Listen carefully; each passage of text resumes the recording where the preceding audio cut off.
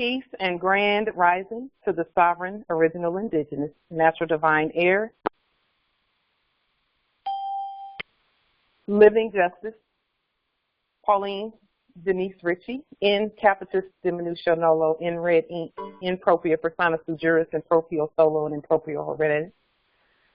My free chosen national appellation is Light Tajiri Bay, in capitis diminution nolo, in propria persona sui juris, in proprio solo, and in proprio haereditatis.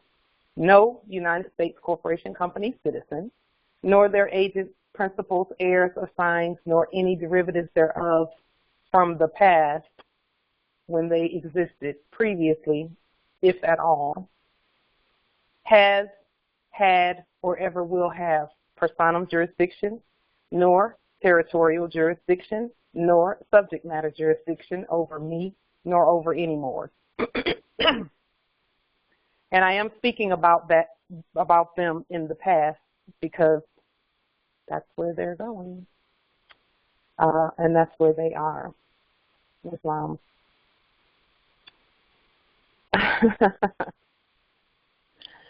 So I want us to share information today about, first of all, let me say happy Matriarchs Day to all of the matriarchs. We give you honor and praise and glory and all that comes with the law that says that you birthed the nation.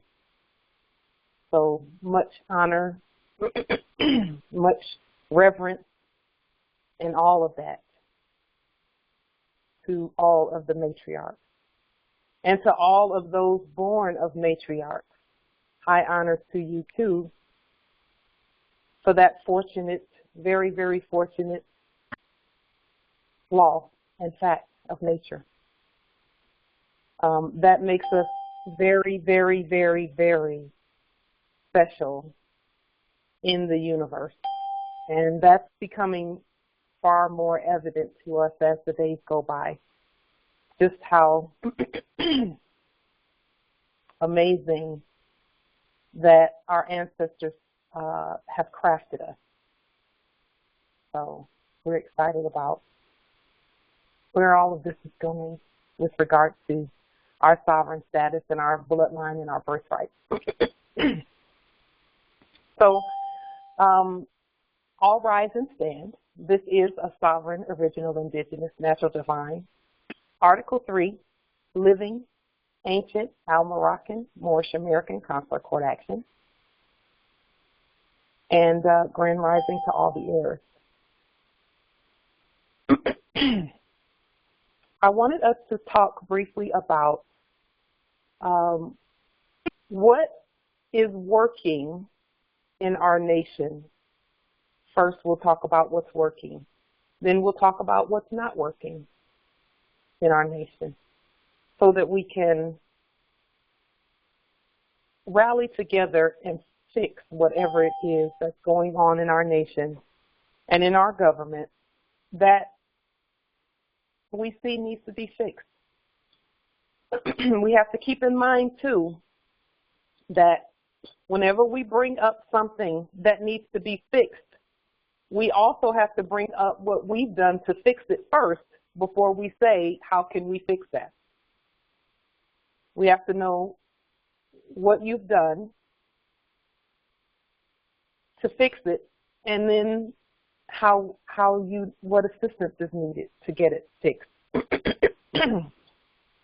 So what brings this forth is that we have come such a long way from just all that I'm hearing from the Moors and all the things that we share among each other. Is there any more here on this call who would like to speak about if in the last 2 to 3 months you have had someone tell you that your identification is not valid? Is there anyone who has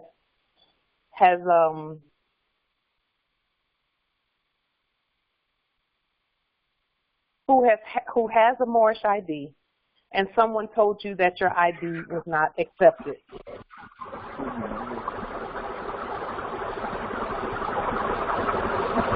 Islam.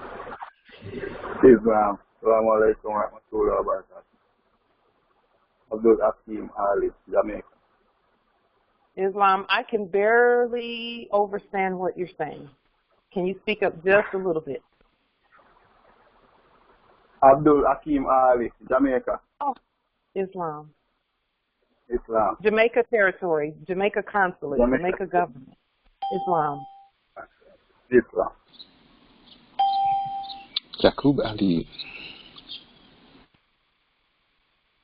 So, did you have an incident where your identification was not accepted? Your Moorish identification was not accepted?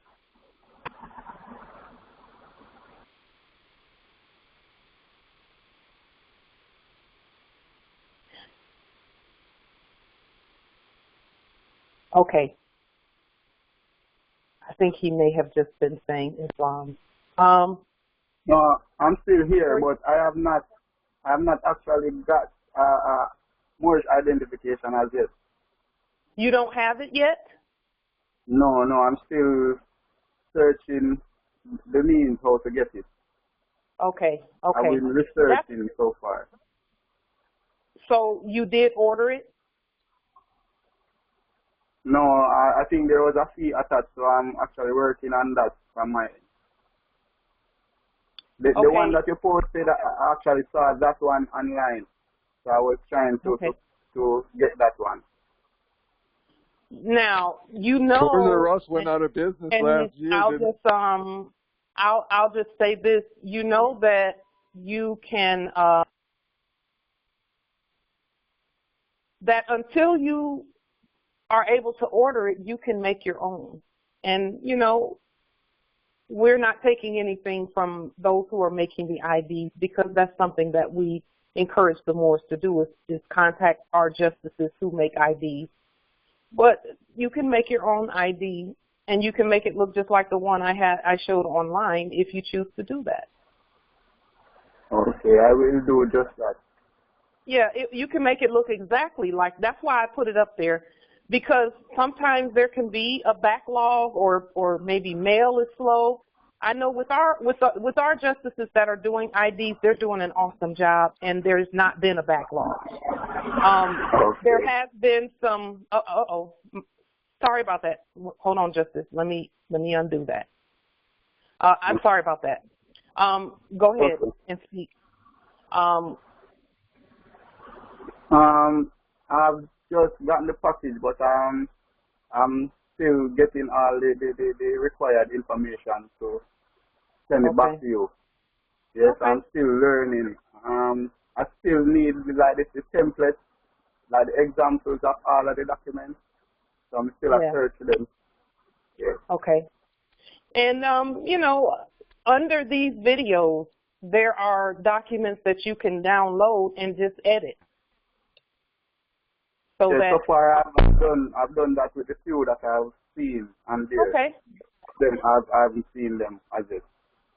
Okay, I'm glad to hear that you're taking your time and doing, you know, taking your time with the documents, because that's what it sounds like. You're taking your time and doing what you know, as far as I don't know if you're doing the study or you're just taking your time to go through the process, step by step. Studying and going through the process step by step. Okay. And that's how it should be. The documents and the steps should be, you know, we have time. We can take our time and go through them and make sure that that we're able to stand on our demonstrations and what we have. Yes. The reason I brought this up, and thank you for that, Nobility. The reason I brought this up is because I wanted to point out to us, to all of us, how far we've really come with that whole ID thing. Because 2 years ago, we were hearing regularly that, and there's a little bit of noise coming from the background, so I'll go ahead and mute those lines. But if you wanted to unmute yourself, feel free to do so, Nobility, at *6. If you *6, it will unmute you. 2 years ago, that was the main complaint. And it's not really a complaint, it was a main statement that the Moors were saying that, you know, they won't accept my ID, they won't accept my ID. And now we rarely hear that. I mean, it's so rare that now we're actually just looking to see, okay, is anybody still having problems with that? Is anybody still having problems with that? We want to be sure, because we've not heard that one in a while, you know. And to me, that one was the most important, one of the most important issues that we were having at the time, because we were being told in some instances that our IDs were not valid and all this, and they were fake and all of that. All of that noise has stopped, which ought to tell us and everyone that we actually are exactly who we said we were from day one. When we show our IDs now, and myself included, you may have one every now and then who will say, what is this? But as soon as you say indigenous American or indigenous Al-Moroccan or ancient American or anything close to that, or Moorish American national, the first thing out of their mouths is, oh, okay, that's right, that's good, go ahead, you know. And we're not looking for permission from them, but we have to get accustomed to showing our ID on the land to each other, because in a little while, everybody's going to have to show ID on this land. Now, right now, with the things that we're doing, where we've inherited the companies, we know that we're the heirs to all of that. When we do a demonstration with those companies, for example, right now we're doing the Al-Moroccan exchange. Yes, we're doing the Al-Moroccan exchange inheritance and investment packets. The ID and all of that documentation we need to have it, okay, directly from the Moors, just so that we know that we're protecting. And it's not a matter, we're not afraid of anything, but we want to make sure that everyone who is doing things with the Al-Moroccan American Exchange is of the bloodline and birthright, really. And it's not that we don't know one another. It's that we're laying the groundwork for all that's going to happen coming forth. See, the hybrids got us used to showing some ID, and it wasn't even that wasn't even who we were. So now on this side, as the heirs, there are benefits and there's access that the heirs have that it's going to be prudent and intelligent and wise. Wise is a better word, to show our Moorish IDs, so that as we're coming in, we know that access is what it should be.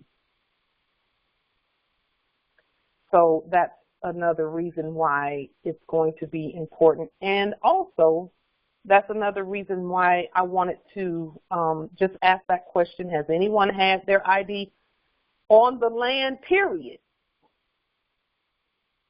And I can tell by the energies, not really. Yes, Justice Yezreel, that is where we're going with all of this. He put in the chat, status is the first issue at law. Well, everywhere we go, there's some law being exchanged. Every action we do is a court action. Whether we knew that or not, it's the truth.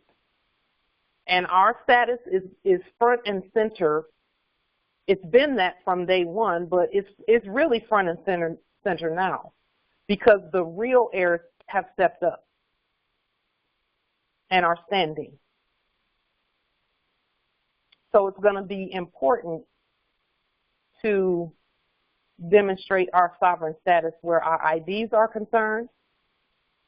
And, you know, our writing in red and all lowercase letters, that's going to be important as well, because it differentiates our documents from capitalist documents. And we're going to continue to put that forward, because we're actually going to have to put that forward with the other nations of the earth. They've already started coming.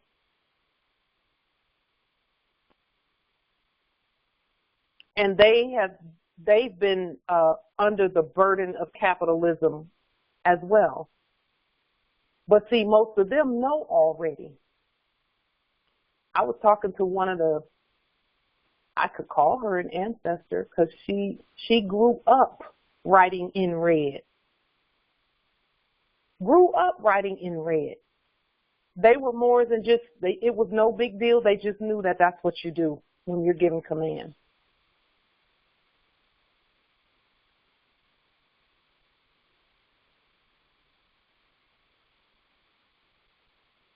So,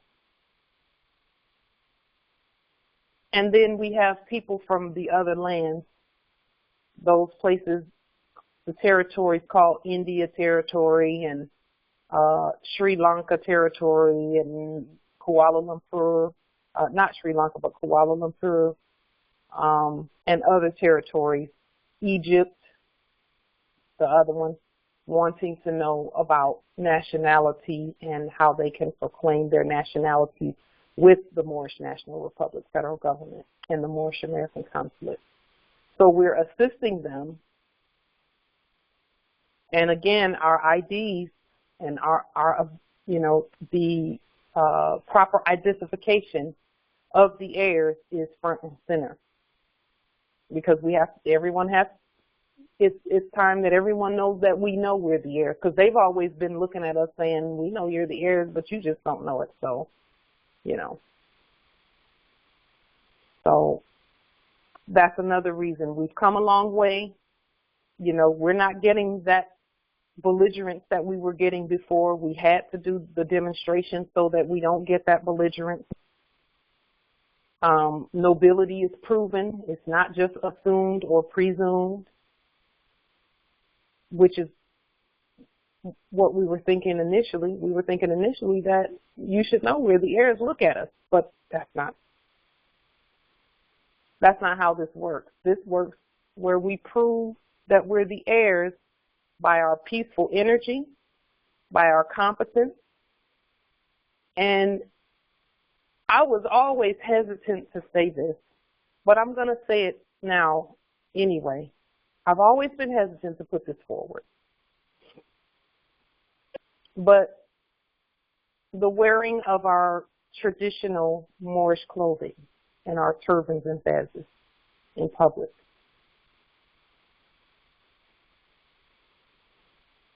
See, the hybrids, I believe it was George Washington or Thomas Jefferson, one of those two. They said specifically that if we can get those turbans off their heads and the sandals off their feet, in 2 generations, they won't remember who they are.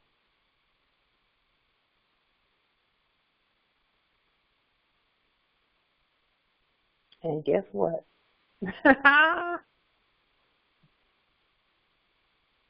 But I'm seeing now, as I go out onto the territory,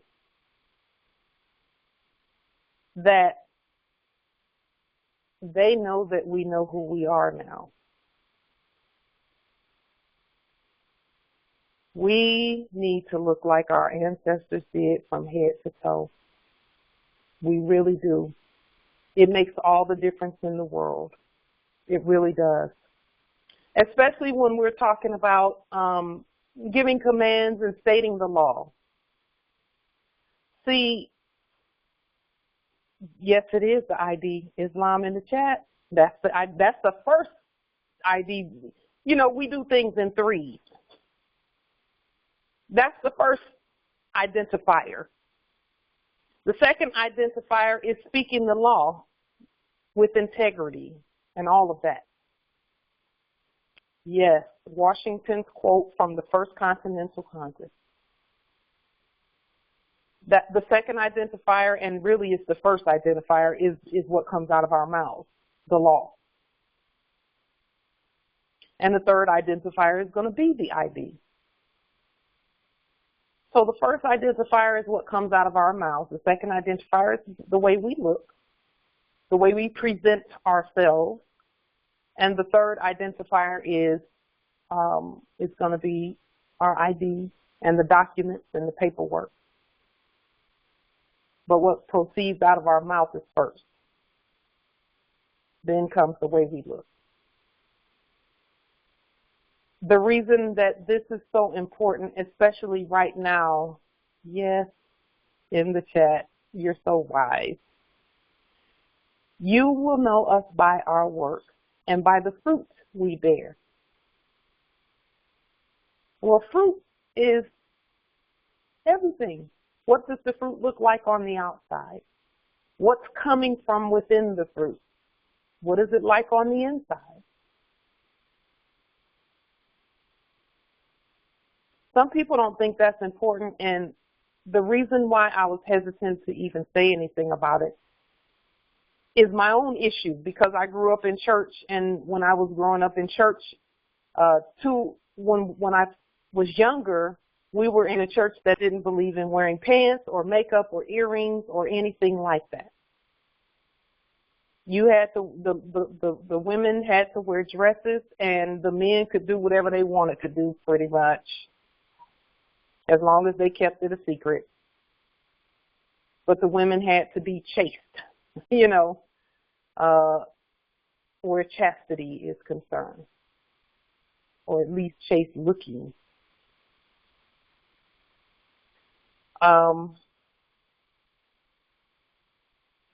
Justice J. Michael, that's a good question. I'm glad you asked.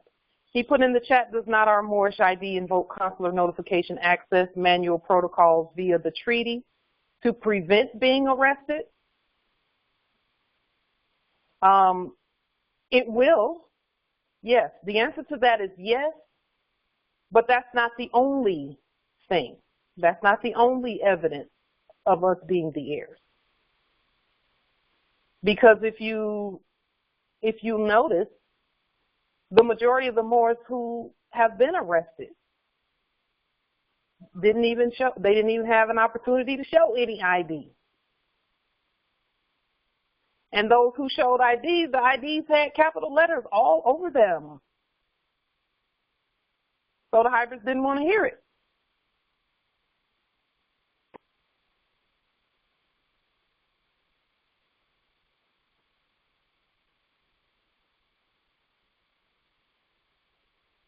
Now, so, you know, and that's a question to ask, and you don't have to answer this, but does your ID have any capital letters on it? Because that's them, capitalism. Just a question, just to ask. And I'll say this, the arrests are going to drop off severely as we continue standing. How do I know that? I know that because we're the police. And when we're the police, there's no other police that's valid. See, with regard to even being arrested, when was the last time any of you in your territory saw a Moorish police force? When? When was the last time any of you did police work? And when I say police work, I just mean, you know, maybe just putting out a document that says I'm the police for this eminent dominion here. I'm the police for this domicile.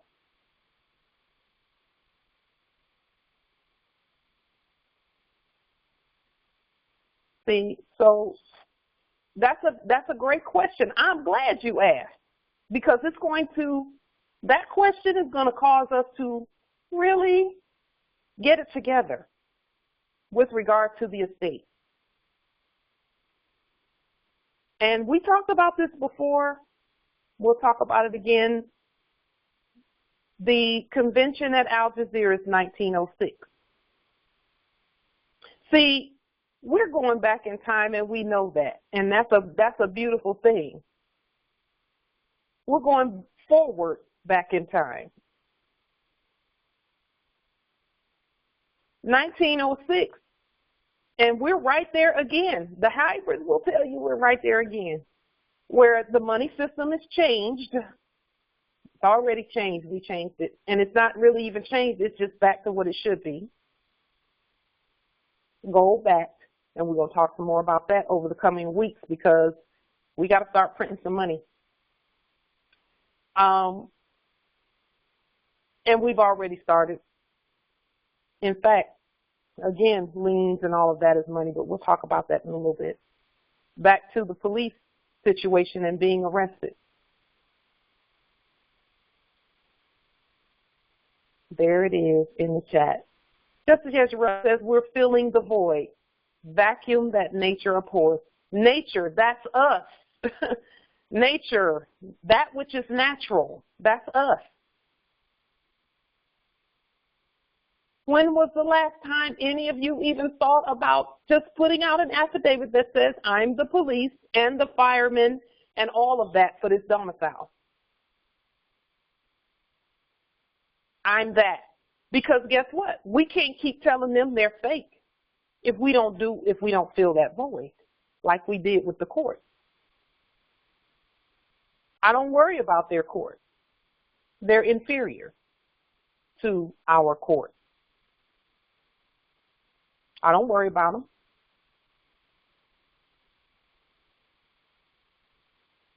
Because it's already, what do?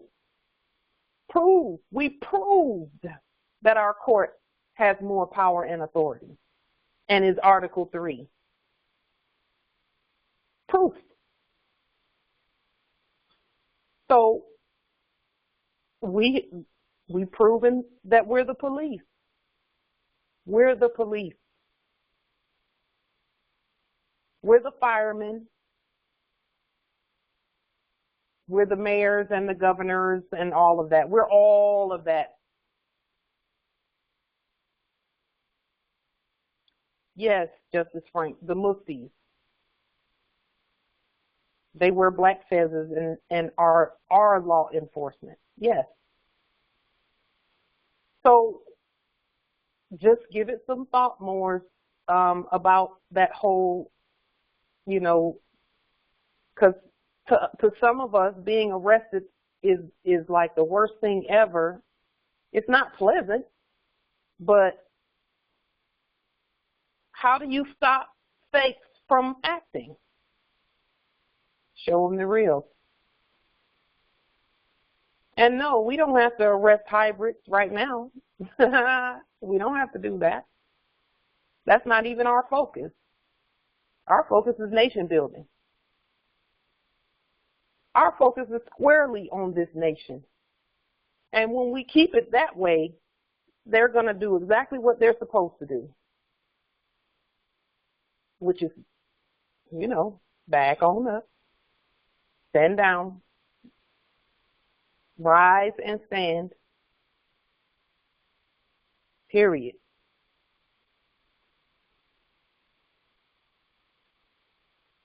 So let's just think about that whole arrest, situation. That whole, for all Moors, we need to think about that and know that fakes can't arrest you when you're the real and you prove that you're the real. They can't.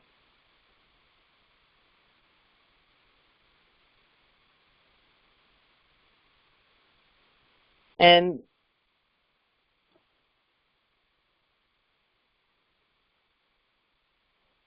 that's what makes it this whole journey exciting for me, is that we now know how to stop certain things from happening.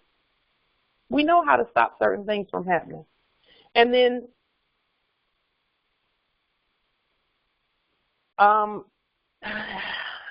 Empress Jonaya put in the chat, asking them for their ID is just as important, if not more.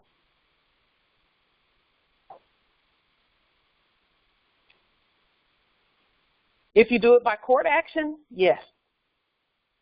I would not speak to them without all rise and stand. This is a sovereign, original, indigenous, Article 3, ancient, Al-Moroccan, Moorish American Council Court action, etc., etc. I would not speak to them without that coming out of my mouth first. I wouldn't. And then we speak by affidavit. So we really kind of have no reason to speak to them in the first place. We really don't. We got to stay focused on building our own nation. And what do we need them for? Nothing, really. Nothing, really.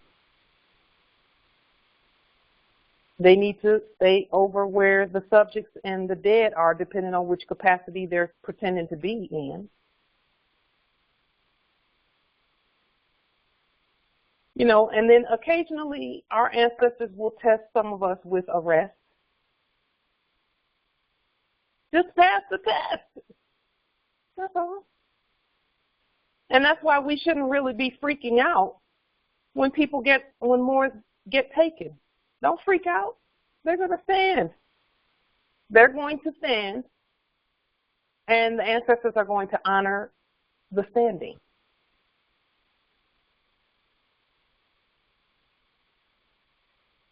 So that's no reason to get freaked out and worn out and just quit what you're doing, because I've known Moors who just like, this is just not worth it. Well, that other stuff ain't worth it either. This is worth it. Don't freak out. Just stand on who you are. Do the court actions, and don't do anything other than the court actions. That's what I would do. That's what I did. Don't agree to be a court. And whether it doesn't matter what they do, we are who we are, and that's not going to change for them. And sometimes the tests are just to see if we're going to give in. And I believe that that's what the test is about all the time. Are we going to give in to them and yield? And then say, oh, I just did this under threat, duress, and coercion. No, no. No. We have to, you know, at some point we even have to rise beyond that. At some point we have to rise beyond TDC, you know. And I know that some have been, you know, traumatized by that. I get that. I get it. You know, but at some point we're going to have to, all of us are going to have to continue rising. And as we continue rising, I'll say this, that whole, we can see the changes. And that's why we asked the question initially. We asked the question initially about who's had their ID refused, so to speak, lately. No one.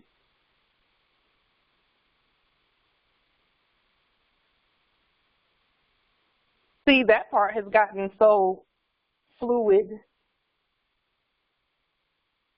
that we're past that, and we didn't even, you know, some didn't even take the time to look and realize that we're past that. But we have to look and realize we're past that part. We got past that one. And the same way that we got past that whole, you know, people pretending like they don't know who the Moors are and, oh, we can't accept that ID and all of that. The same way we got past that, we're going to get past whether they accept our money or not. Because, see, our sovereign money,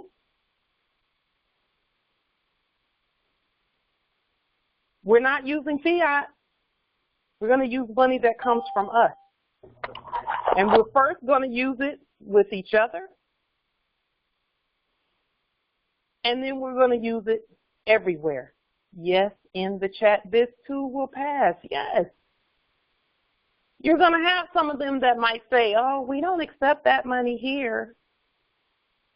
They don't even accept real gold at the grocery store, so that's how you know that that's fake. If you took some real gold into the grocery store, they would be like, we can't accept that. And, you know, but nowadays, that might not be the case. They, you know, because some of them are even saying that gold and silver is legal tender, etc. Which is, that's fine. Because guess what? That will mean all gold and silver is legal tender and lawful money at the same time. And when we all say the same thing, they're going to have to accept our money because our money is gold, even if it's on paper. Just like Cash App and Bitcoin and all of that stuff is out there in the ether somewhere.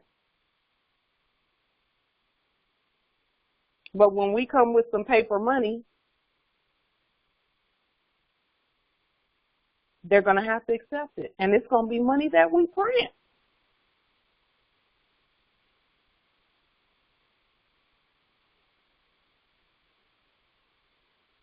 And that's where we're going with all of this is more, we got past, we're over the hurdles, those first few hurdles of them, whether they accept our ID or not and all of that. We got past that. It took us a little while, but we got past it. And now we trained them like we're supposed to. This is a training exercise. And now that we have them accustomed to knowing that you ain't trained nobody. Okay. Now that we got them knowing that that we're here and that we haven't gone anywhere, that we do exist, unlike Santa Claus and all of that, and fake money. Now let's keep going. And make it so that anything on our land takes our money. I just thought I'd put that out there because it's coming. And ain't nothing on this land going to be able to, you know, be inaccessible to us over some fiat. Period.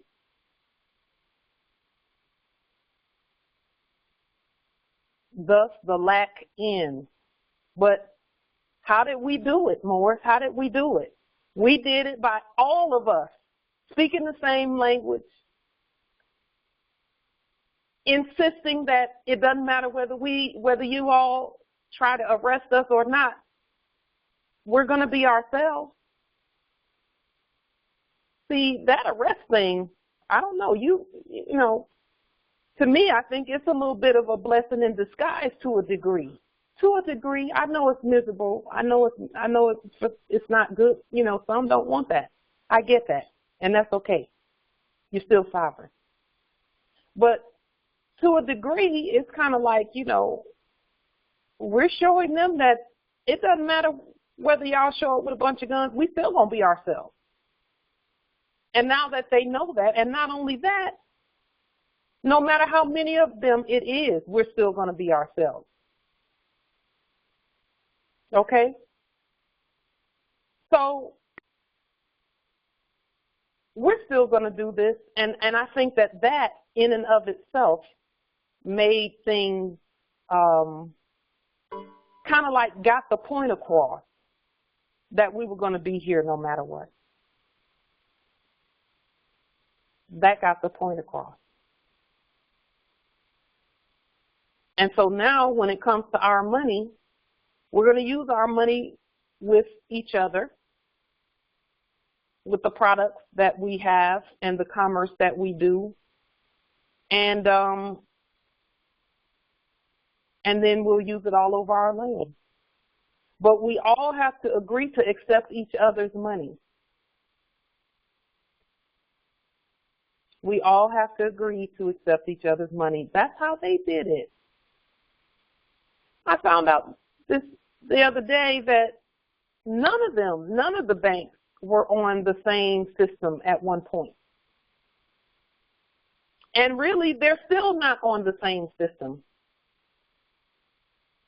In doing my banking studies and speaking with the ancestors about it, and then just looking, just researching, I found out that the banks, let's just say I have a bank and you have a bank.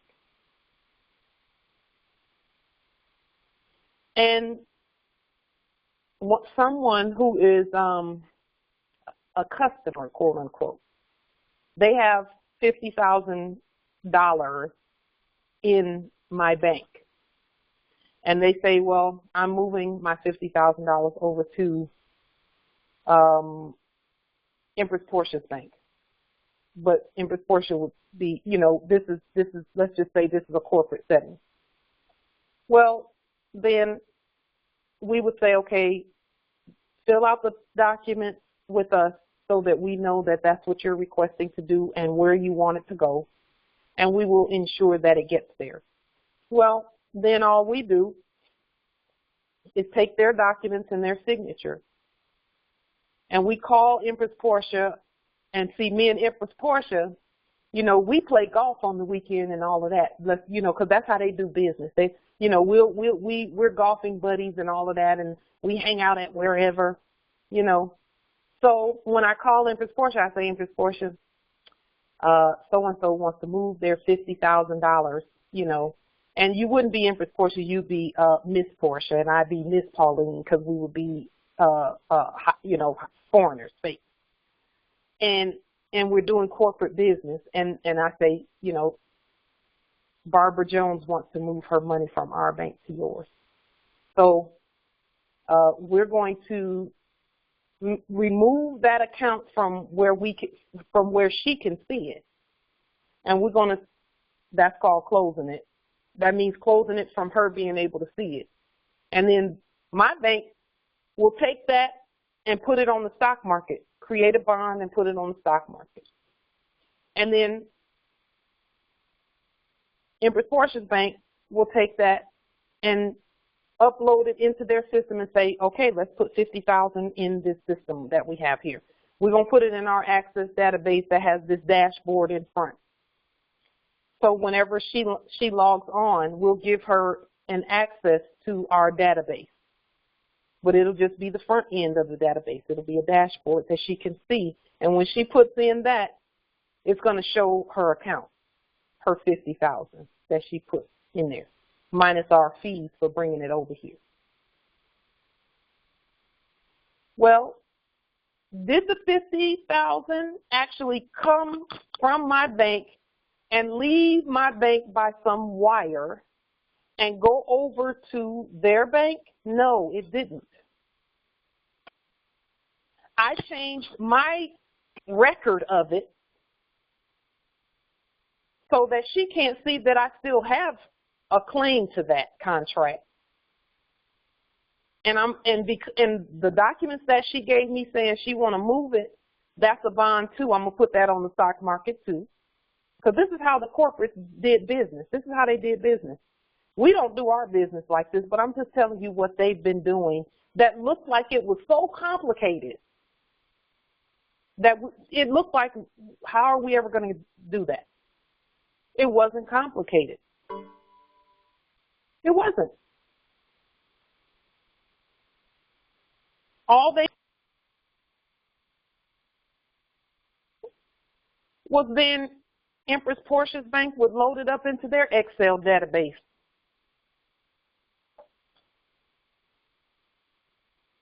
and then put a dashboard in front of it so that when she hits a button to move some money, or some fiat rather, it will move her fiat from one account to another. Because you have to connect those, and they say give us a few days to connect them, etc. So they were not doing anything super spectacular. Justice Yezreel, you better believe, yes. See, you know already, Justice. He said they simply rally around common interests and cooperate to get things done. That's all we have to do. That's all we have to do. So we're going to do the demonstration. We're going to do the demonstration. Let's do the money demonstration. Whatever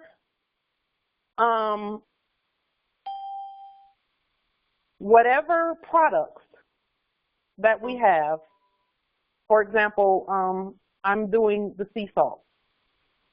When I do the sea salt, the only way that the sea salt can be acquired, and this is for real now, this is for real. The only way that the sea salt can be acquired, you have to do it by Treasury, United States Treasury check, and we give you the Treasury check. And everyone, you've seen what that looks like in the packet, in the sovereign inheritance packet. You do it by Treasury check and moorishe ID, and your moorishe ID. That's the only way that you can get the sea salt.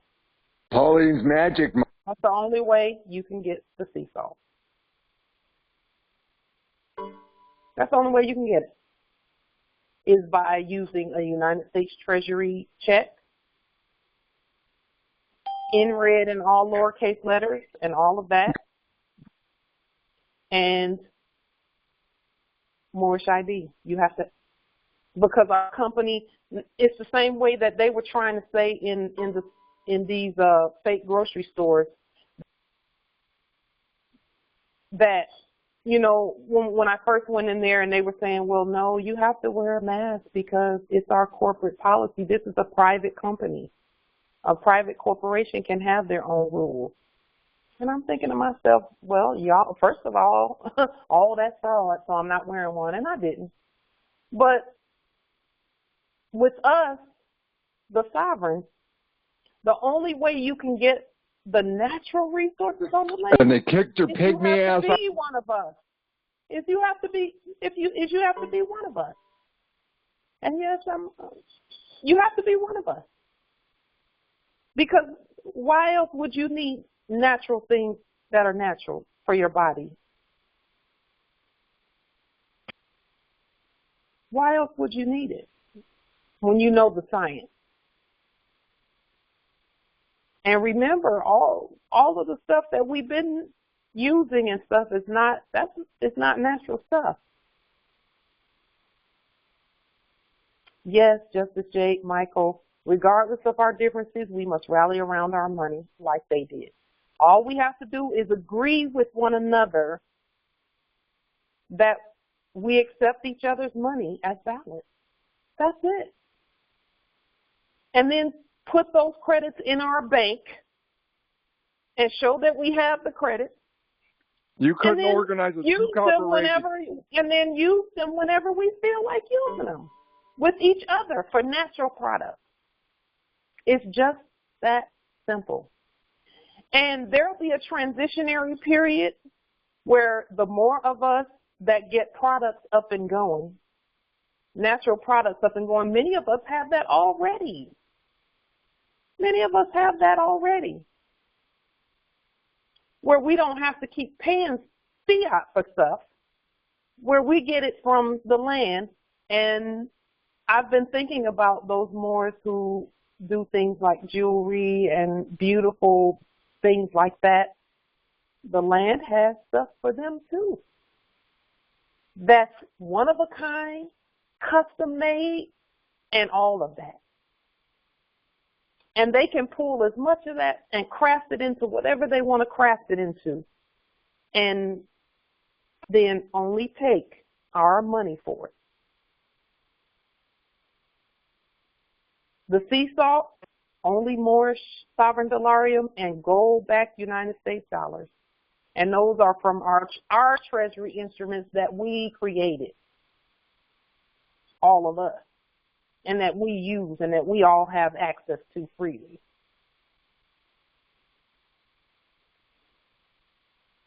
We can do it.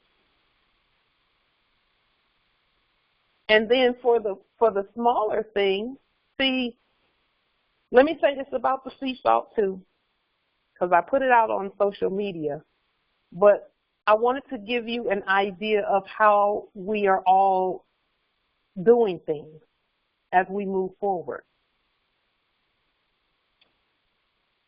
The sea salt is going to be 999 moorishe sovereign dollarium or gold United States dollars for only 3 ounces.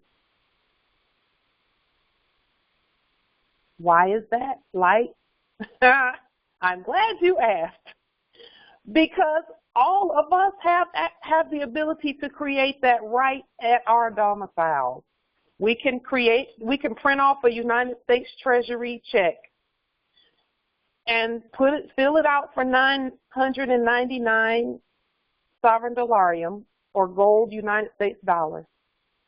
Scan it in, email it to Light, and I'll send you your sea salt. And then guess what we have and I'll do the same thing. Do one of those instruments for whatever products you have. I'll send you one of the instruments and say, hey, send me this product or that product, whatever you have there. And when we do it that way, now our companies are showing revenue. Our companies are showing revenue, and we actually have what we need to post that revenue. And again, we weren't working for anything anyway in them other places. We were not working for anything. And when we do it that way, though everything else is gonna materialize. It's gonna manifest. Everything that we need will manifest when we just get that started. Just get it started. And then stay true to the fact that we don't accept fiat. We only accept gold money. And the states, the ones doing business as a republic and all of that, they're already getting in alignment. They're already saying we only accept, that gold and silver are legal tender. That means that they have to accept our instruments that we create.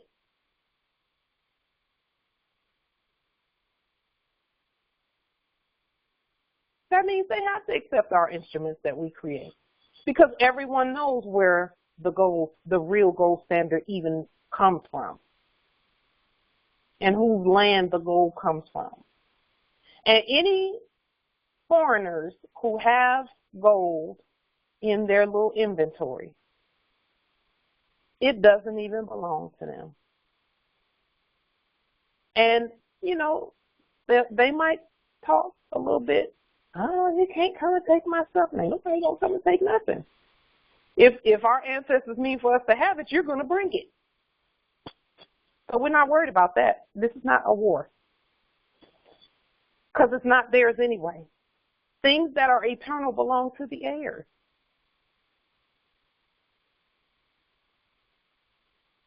So we're not even concerned about that. That's not even an issue. We don't even have to talk about anything that the hybrids may have, and all of that. We don't have to talk about that. All we have to do is do the right thing and get our economy going with one another. We don't even have to look at them. We just got to get it going with one another. That's all we have to do. and I'm willing to get that thing going. I had a beautiful, the weekend was just beautiful because I got to talk to several Moors with the Al-Moroccan American Exchange and the packets and the appointments that we had this weekend. We got all the skill sets we need. We got everything we need. Everything we need, we got it already. The land is here waiting. We got the documents. We have our unity. We're here together. And we're agreeing, in as much as those who agree, and because I'm not trying to speak for anybody, I'm speaking from me, that I agree to accept any of your United States Treasury instruments as money, because I know that's the only real money. I know that. All this time we've been signing our autographs, and we weren't even putting thumbprints on that old fake stuff. And they still made it like it was real. They treated it like it was real. But the only reason they did that was to put us in debt. They knew it wasn't real, but they didn't want us to know the debt wasn't real either.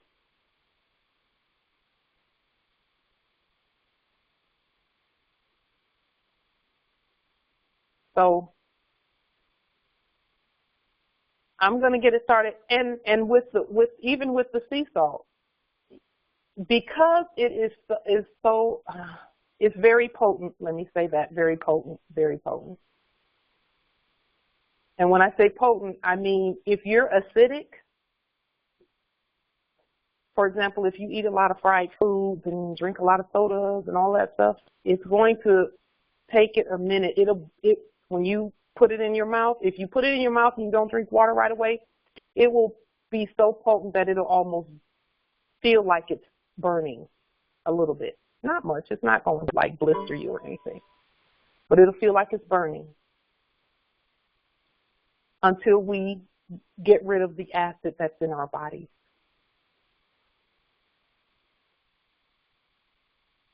Okay. So any of the other products, any natural products that you see on the land, I had just beautiful connections with the Moors this weekend who see the products on the land. Did you all know, and I didn't know this until one of the empresses mentioned it in our meeting this past weekend, that we do actually have ancient pink sea salt on our land here at America. We thought that stuff had to come from the Himalayas. And we got it right here. Like real pink sea salt. Natural. At that. So, let's keep going with what we're doing, and hold on, let me see if that's Justice Frank. I'll know if they unmute. Okay. So yes, Justice Jade Michael. Empress Jomai wanted to know where the sea salt is. I'm going to let the Moors do their research on where the sea salt is, because it's not just one place.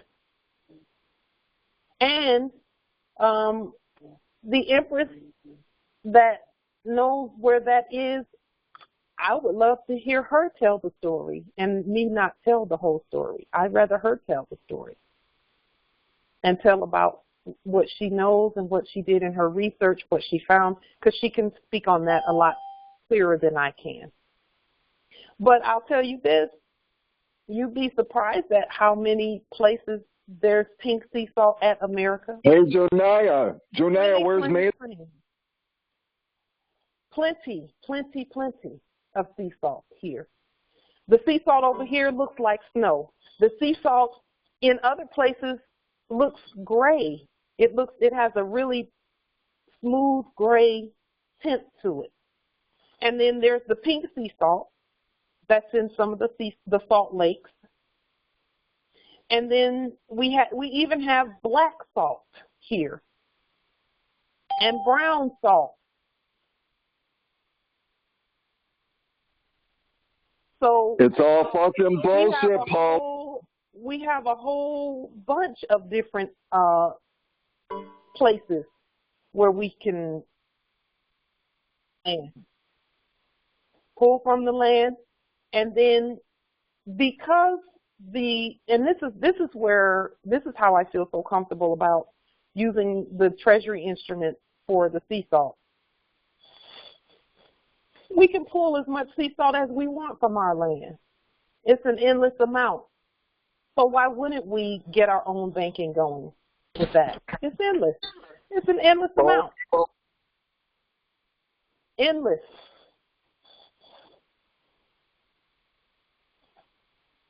So why wouldn't we use that?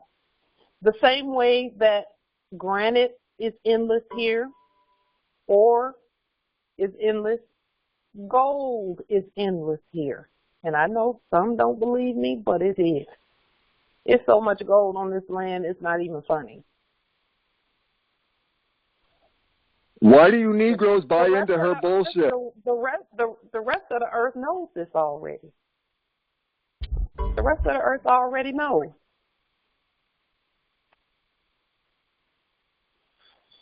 That's why they were so eager to get here and help us stand up. All of these positions that you see around here, the quote-unquote government services, like police and fire and all of that stuff, all of those people came here because they're here to, they know what's here. So they were just doing it until we realized, yes, Justice Yezerel, this is the land of milk and honey. That is here. That's here. Here. That's why folks was, clamoring and climbing to get here. They jumping in a whole ocean of water trying to get here. And don't want to leave. They'll take them out in handcuffs and they find a way back in here.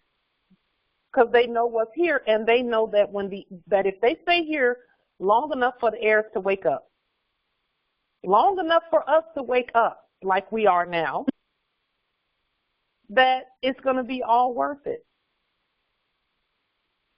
That they're going to get birth papers, nationality and naturalization, all of that. For those who naturalize, that's what they get, their living papers. For those who nationalize, they get their living papers from the primogenitors. And then they get to partake in heaven, all of these resources. There's so many, it's endless. Everywhere you look is a resource. So all we have to do is hone in, use our science, hone in on the resource. Just pick one, because it's going to be endless no matter what it is, and it's the start to everything else. For me, the sea salt is the start. One little baggie of sea salt lasts me a whole month. One little baggie, 3 ounces, will last me a whole month. And that's brushing my teeth with it and taking it teaspoon, a teaspoon every now and then with a bunch of water. Like once a day, take a teaspoon of it. And then if I run out within the 30-day period, I just make some more. Or if I feel like I'm really acidic and I need to be more alkaline, I'll just take some more with a bunch of water. And an hour or two later, I'm fully alkaline again. And that's the case with all of the resources on the land. All we have to do is just go and look at what's out there. And it's not far from us either.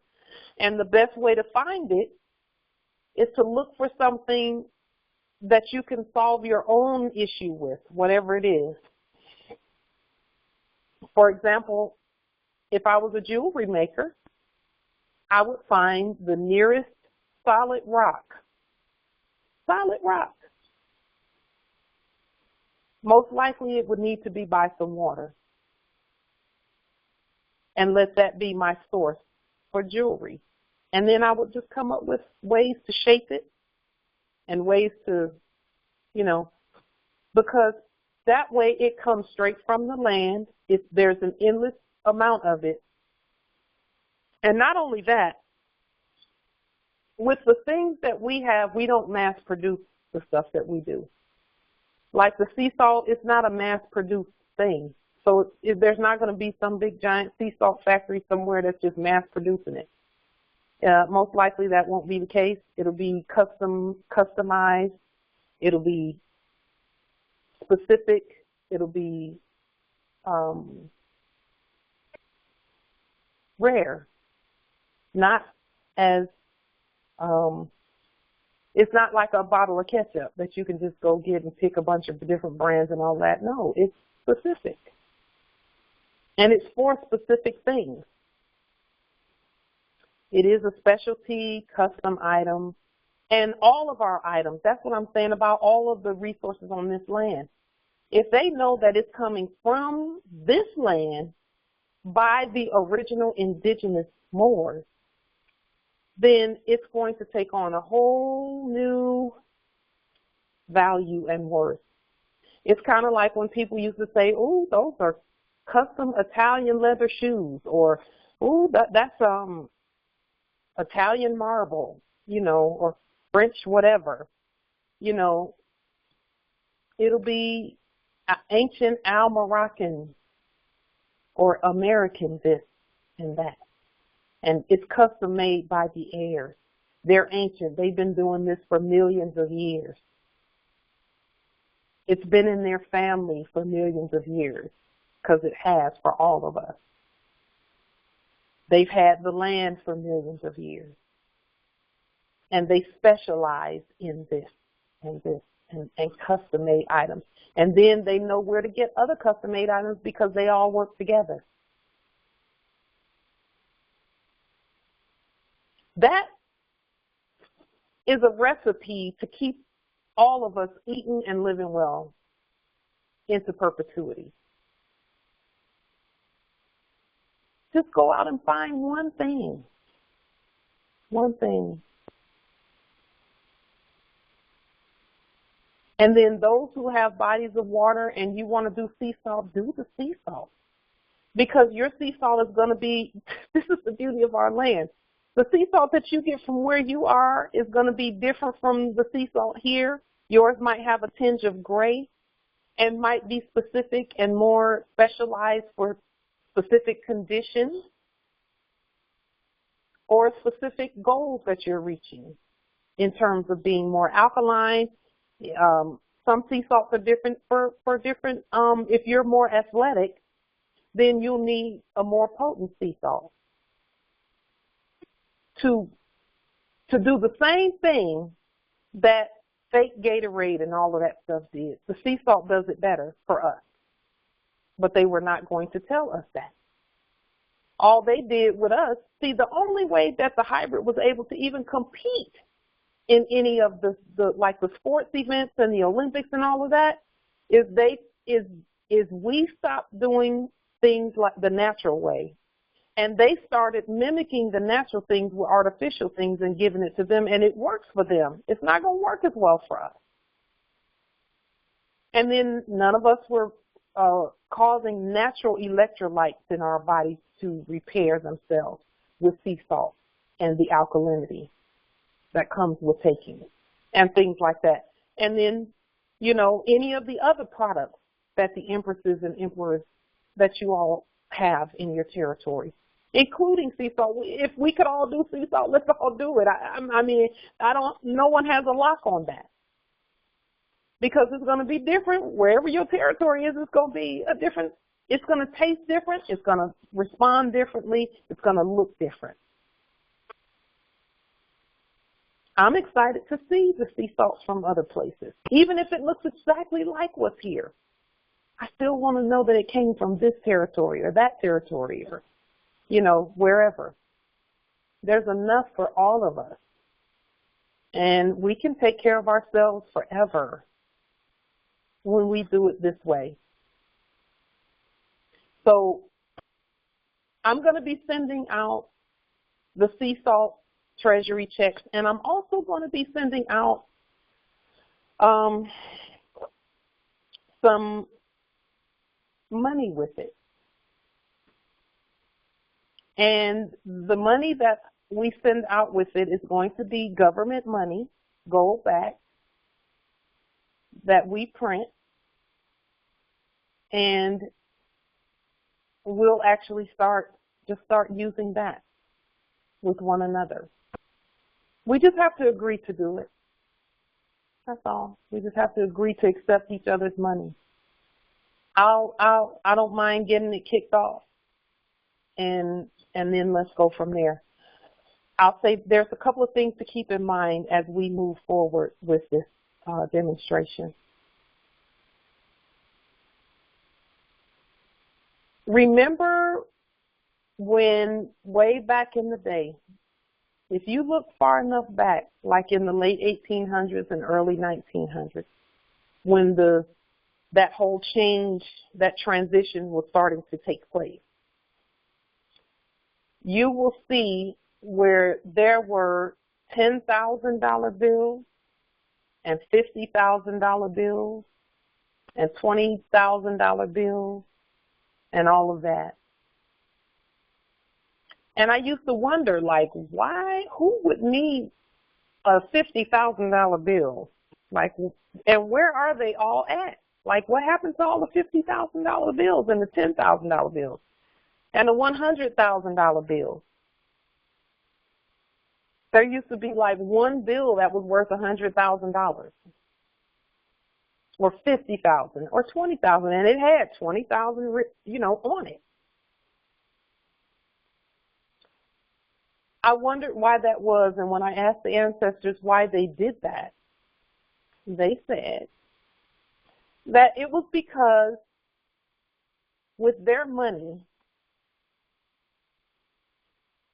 they actually had to physically sign each bill. You know how when you look on the fake money, those Federal Reserve debt notes, there's a little signature down there, somebody saying Secretary of the Treasury and all of that. And then they'd have a number over here on this side, a serial number on this side.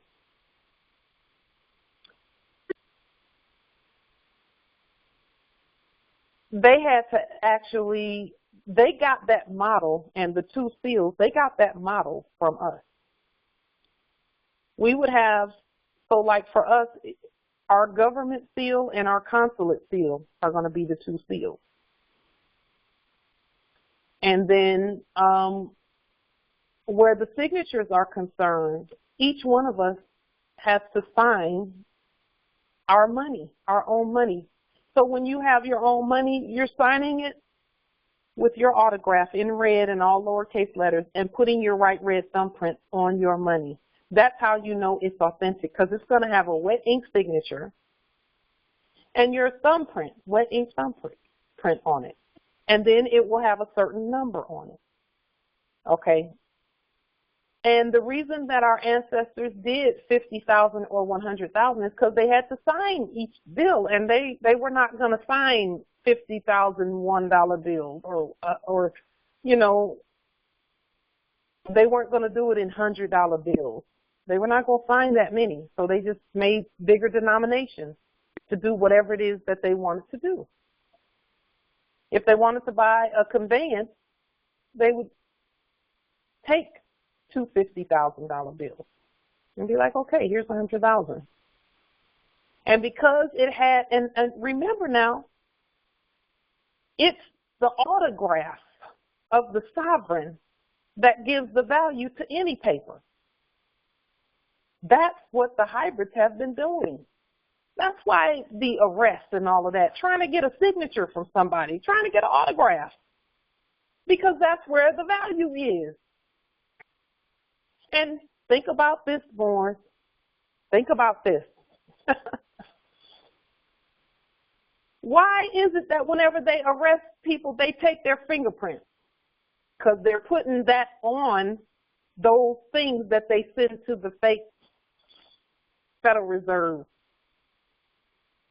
Yes, they put the signature with a thumbprint, except it's in black, and they send it to the Federal Reserve to get what they wanted. So they're doing the same thing. That's why they needed fingerprints. They talking about it's to ID people. No, it's not. It is to ID people, but the fingerprint is going to tell them which era we are, and then they go straight to they went to their fake Treasury for that, and their fake Federal Reserve, putting a signature and a thumbprint together.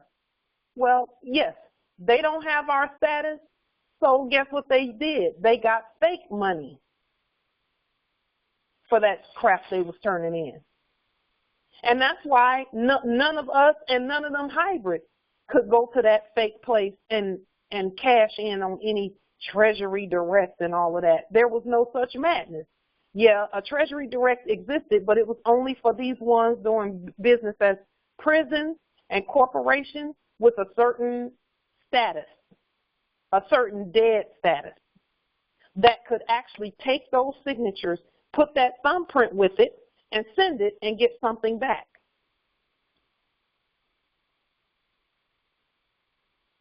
And the thing is, we should have known that that's what they were doing, because every single time they would get a fresh pair of prints.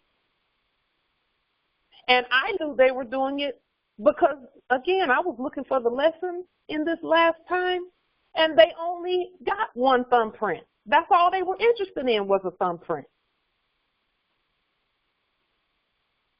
But see, they didn't have a signature to go with it, so they couldn't keep me there. You got to have a consenting signature to go with that. But because I didn't sign anything, they couldn't do nothing with it. And they knew I wasn't going to sign anything, so you might as well let that one go. She ain't signing nothing, so you ain't going to get nothing. You're losing money keeping her here. And trying to get her to consent to fraud that she knows is fraud.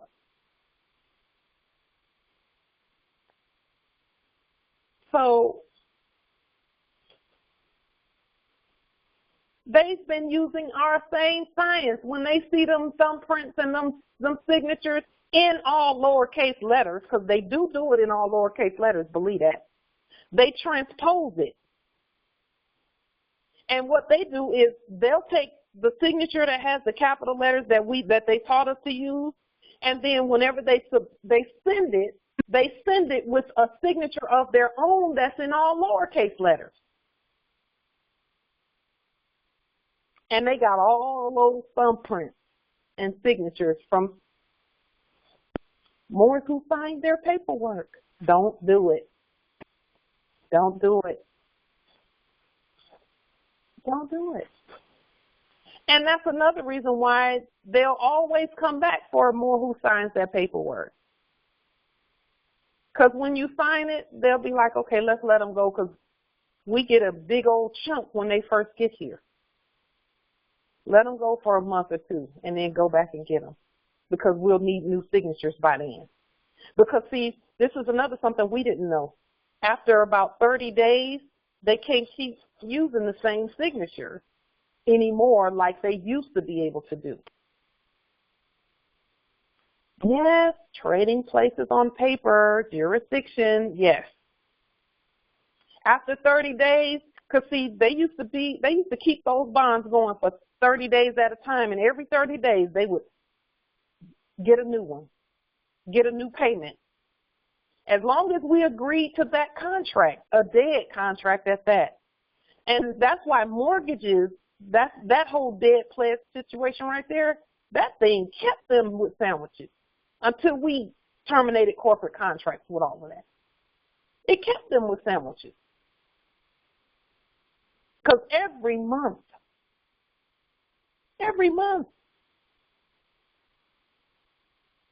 they could charge a whole new mortgage every month for the whole amount every month. That's why they say it was paid for from the beginning. It was paid for, prepaid.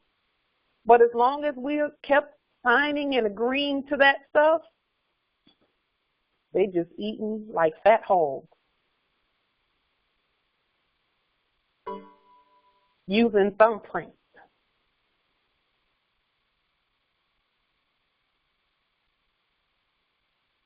So this whole time they've been using our science, we get to use it now. So each one of the money that we send or receive, it should have a wet ink signature on it. And if you get it scanned in, that's good enough, but then have them to mail the original to you. Because remember, we had to do that. Even if you did something like a mortgage or something like that, or any type of contract that you did when we were in our sleep, you would fax over everything signed, and then they'd have you to mail the original to them because they needed a wet ink signature. Well, we're doing the same thing over here on the living side, in red and all lowercase letters. And then, you know, have them send it via email so that you can get your process going, and then have them to mail it, the wet ink signature, just for the record-keeping purposes. But the email is just to get things going a little bit quicker. And it's a written record of the transaction, of the exchange. So we're going to do it like that. And then one of the empresses and I were discussing the banking piece this weekend, and we see even how we can get our branch banks going in the different territories and what the need for that will be. So it's coming together. The real estate piece is coming together too. We've got to get that piece together because we are going to need our bank branches and our buildings and our, you know, we need everything. Everything, we're going to need everything, and domiciles. Are there any questions or comments or wisdom that you want to share about any of this? I noticed there were a couple of questions in the chat. Will our paper money be like gold, silver certificates? A certificate is a debt note. That's why we don't use that term, but our money is going to be, it's going to be rainbow. In other words, it's going to be multicolored money. It won't be green. It's going to be multicolored money. And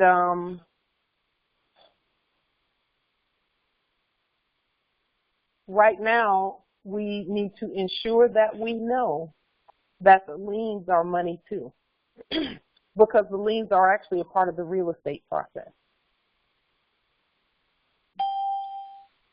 The real estate process makes it so that the property is actually paid for up front, prepaid by the lien.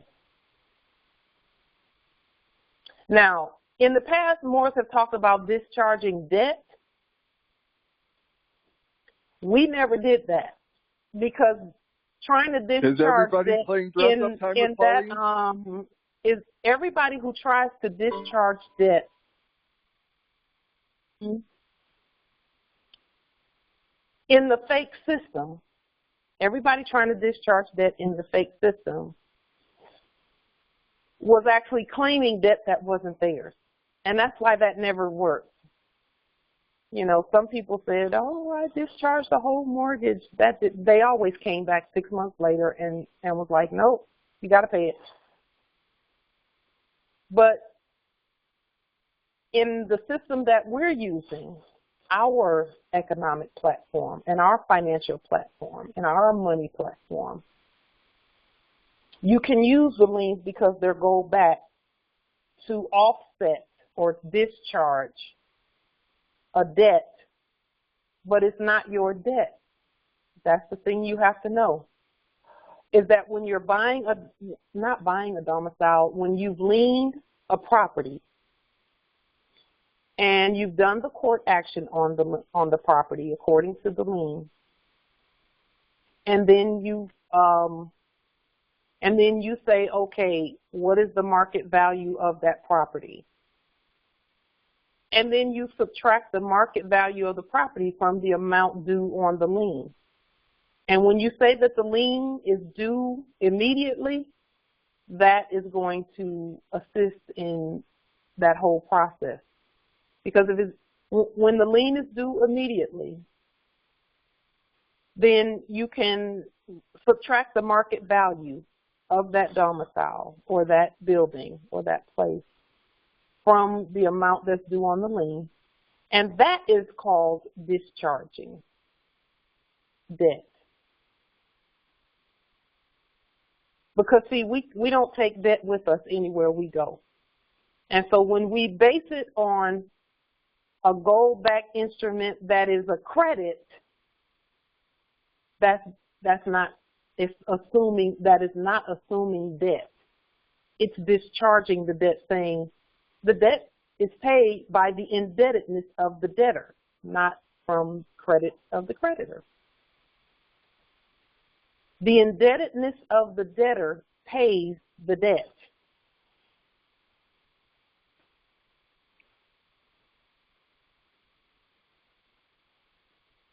So when you do your court action and you have the lien there, you can do all of that in one court action, one lien, and all of that. And then in your court action, you order that the domicile be sold. And when you say sold, spell it a different way than the way they spell it, because we don't mean the same way that they mean sold, because our land is unalienable and inalienable. But what we're doing is removing it out of, we're revenuing the property, moving it into a sovereign jurisdiction.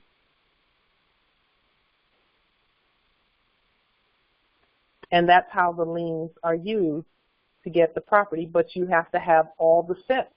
And when I say all the steps, a lien, it has to be followed by a court action. And then in your court action, you say, we're ordering that be sold, and as a matter of fact, it's already sold. The debt, the market value of it has been discharged, and you don't even have to use the word discharge. The market value is subtracted from the debt, the lien of the debtor, and now the lien, let's say the property is 1.5 million market value. Well, it's not 1.5 million fiat because that doesn't exist. So it's 1.5 million units or credits. Okay, so you take that from a $50 million lien or $100 million lien, then you have 97.59, whatever is left, million on that lien. Well, you've discharged the amount and sold that property to yourself. And when you spell sold, it's S-O-U-L-E-D instead of S-O-L-D. Or it's S-O-L-D-E instead of the way they spell it. Because, see, with them, they're saying that the land can be bought and sold, and we know that's not true. It always belonged to us. And then you create a allodial sovereign title, and then the real estate, and then you furnish those documents to both the moorishe real estate company and the Treasury or the bank, whichever, the moorishe Bank and the Moorish Treasury. Put it on the public record, and then you also want to notify the fakes that were claiming they had any interest in the property, that the property was liened, the debt of the debtor paid for the property, and that amount was subtracted from the amount of the lien. So the property is prepaid. Then you do an indemnis facier. The indemnis facier says all government services with regard to that property are being taken care of by the de jure Moorish National Republic federal government, the people. And then with that covers police services, it covers fire, and in fact, I did a little research. Let me show you what, let's see. Let me show you what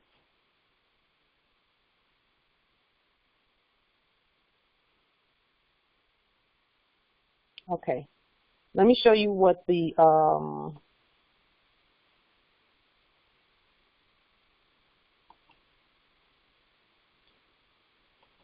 I want to show you what the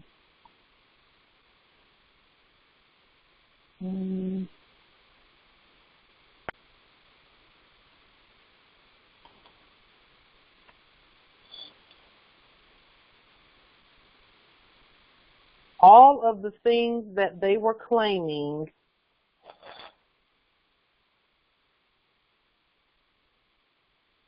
okay, so with regard to our not tax status and removing the domicile from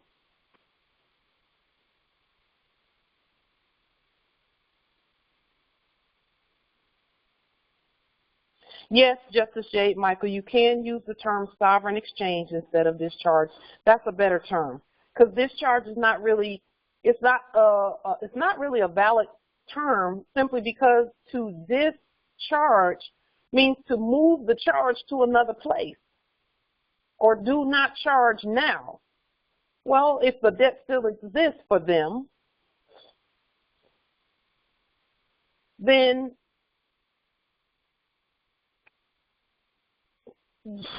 you really haven't done anything but move that debt someplace else. We can't do debt. We can't accept debt. We don't do debt, period. So then we do a sovereign exchange. That's a better term. Or you can spell discharge a different way and then do it that way. Now, with the indemnis facier, I want to show you all what the indemnis facier is all about. The indemnis facier is the insurance on the domiciles that we title allodially. And there are some things in the indemnis that are contained within the amount. Our indemnis faciers are usually 3 times the amount of the market value of the property. Why is that? Because if there's anything that happens, we want to be able to cover it with our own money and our own people and our own government and our own services. Moors can come in and help and fix things up. Whatever companies, we have Moorish excavation companies, we have Moorish demolition companies and construction companies and Moors who know how to do masonry and all of that. We want to be able to pay them in sovereign gold-backed credit with real money, not the fake fiat. And so they have to be willing to accept real money and not fake fiat. And that's what this Al-Moroccan American Exchange is about. All companies on this exchange that we've inherited, they cannot take fiat because that's not the way the inheritance works. It does not work off of corporate stuff. It only works off of original indigenous sovereign gold-backed, sovereign money, real money. And that money we all have. We have endless amounts of it, all of us. So there's never going to be any shortage. But we do have to do everything on the record, for the record. So this is what the indemnity will cover, that the hybrids have been, you know, saying, oh, you have to pay property taxes and you have to pay this tax and that tax, and this is included in your insurance and all of that. So the tax, when they tax a domicile, this is what they put in theirs, and these are all the things that we as a nation must do for ourselves. Let me make sure you can see what's on the screen here. There it is. Okay. Changes. Can you see those things on the screen? It'll say 2021 tax fee distribution. Okay. All of the things that's on this list, we have to do for ourselves. And we're going to do it for ourselves because we're going to be living close to each other, and that has already started. We've begun moving near each other. So that, and this is the thing, if your group is only 3 more, that means you're not going to have $50 million worth of fire damage between the 3 of you. So you know, whatever comes up, the 3 of you will be able to take care of it together. Okay. If there's 20 of you, even better. When something happens, everyone comes in together and works on it together. Based on whatever commerce or business that you do, whatever you specialize in. These are the things that we must do for ourselves. Have our own schools, have our own records, and that's what county and city is all about, having our own records. Maintain our own properties. That's what roads and ports are. Be able to get things back and forth to each other using our own sovereign system. Sound transit, that's, again, moorishe transportation within our land. Our own fire, our own hospital and medical. Any repairs related to floods, etc. Libraries, we have to have our own of that. Our own emergency medical services, and anything else.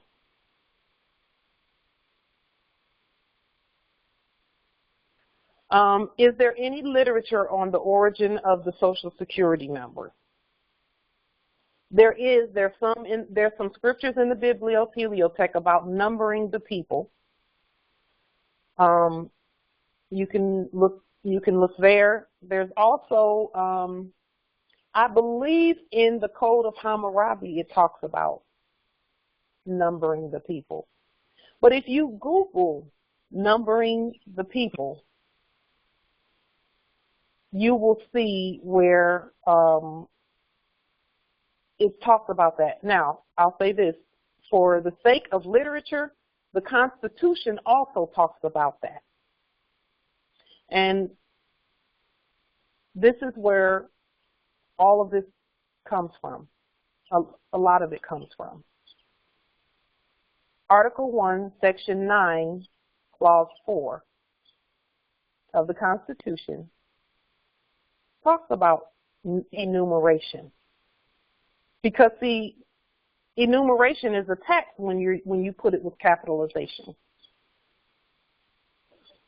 That's why no one numbers us. We number ourselves. Because no one can tax us. No one has the authority to tax us. So Article 1, Section 9, Clause 4 of the Constitution, it starts out with no capitation or other direct tax shall be laid unless there is need for enumeration. And then it gives and I'll have to, and you all can Google it. Article 1 of the Constitution, Section 9, Clause 4. Talks about enumeration or numbering of the people.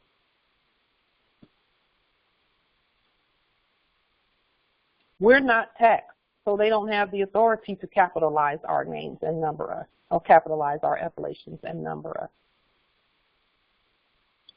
So we had to take that authority back. And when we take the authority back, just like when we take our sovereign appellations back, we change the way it looks and how it operates and who can operate it. Islam? Islam, nobility. Also, too, at Article 1, you'll see that when it talks about the enumeration, it specifies within the several states. That's good. That's good. Yeah, and so which we, of course, we were never part of. A lot of people get confused when they, when you talk about the United States in all lowercase letters. You're talking about those original kingdoms. That was us. Yeah. That's the original United States. The United States spelled with the initial caps would be the governmental services company that they contracted with. But at Article 1, it specifies within the several states. Yes. Yeah, and see, it does make a distinction between the several states and the Congress and the government also. Exactly. And Article 2 of the Articles of Confederation 1777 is where you see that is a do not touch these people clause, because it says that each state retains its sovereignty, freedom, and independence, and every power, jurisdiction, right, and right which is not by this confederation expressly delegated to the United States and Congress assembled. So that is what Article 1, Section 9, Clause 4 was talking about, because it said anything before. Exactly. So it was pointing to that. Exactly. The Constitution comes right behind it, and it defers to the Articles of Confederation. It sure does. And that's number 2 of the Articles of the Confederation, isn't it? Yeah, and then right below that you see where it starts talking about the several states, because states is spelled with an initial capital letter there. So, now, remember who wrote that too, though. When they were hypothecating, they're the ones who started playing with the capitalization and stuff like that. Exactly. But they were copying it from ours that was in all lowercase, because we were just speaking to each other. That's why you will see different versions of that document, and the spelling is different every time. Yes, the capitalization is different each time. Yes. Yep. I yield. Islam. So there is the literature, Empress, on the origin of the numbering system. Okay. It comes straight from that. Islam? Can you hear me? Yes, barely, Empress. Okay. Can you hear me now? Yeah, that's better. That's better. Okay. I asked that question because I've read, been doing a little research on the Social Security number, and I keep going back and looking over the lien process, and I'm understanding that we're like choking the straw man. And so I was trying to figure out, is the Social Security number and the straw man the same thing? But I've also, I haven't seen where the Social Security number originated from. I just wanted to get some concrete, something saying exactly where it came from and who brought it about. Because I do remember one time we was doing a presentation on the birth certificate bond, and we was on the Treasury website, and I think you said that the Social Security number, yours in particular, had bonds in it from the 1800s. Okay, so So, so that was Yes. before 1935. Yes. And then I've also read something from Germany talking about how they adopted the Social Security number, but it didn't say who they adopted it from. So everyone who adopted anything got it from over here. And our ancestors had that in place, had that system in place, and that's why I mentioned the Code of Hammurabi. Because when we were starting to put the hybrid here, when we were doing things with the hybrid and starting to civilize the hybrid and bring them in a certain way, we needed to put that system in place for them. But we put a numbering system in place for the hybrid. We needed to know what resources they were using and all of that on the land. So we numbered them, we enumerated them. But when we lean the social and the straw, to your question of whether the social and the straw are the same, they're both debtor transmitting utilities that work in tandem, and you can't really use one without the other, or they can't use one without the other. In a way they can, but not really, because you have to have a signature to go with the debt that the social is claiming. So they're both debtor transmitting utilities that work together. Now, this is where leaning them comes into the law. It was fraud when they did it, 100% fraud when they used a Social Security number to count the heirs. That was fraud. But because our parents did not know that that was fraud, it was done, and they applied their signature to those birth certificates. And we're not mad at them for that, because we're stronger today because of that.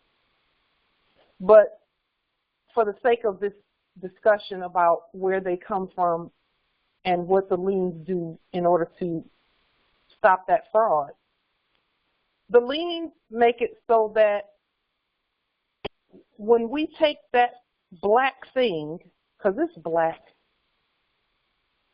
when we take that black debtor transmitting utility and we lien it, it's a debt anyway in and of itself.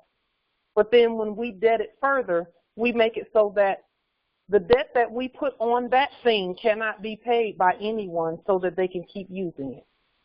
So then if they can't use it, they look in their system and they say, well, where did this even come from? We can't even use it. We can't use it. There's a superior lien on it.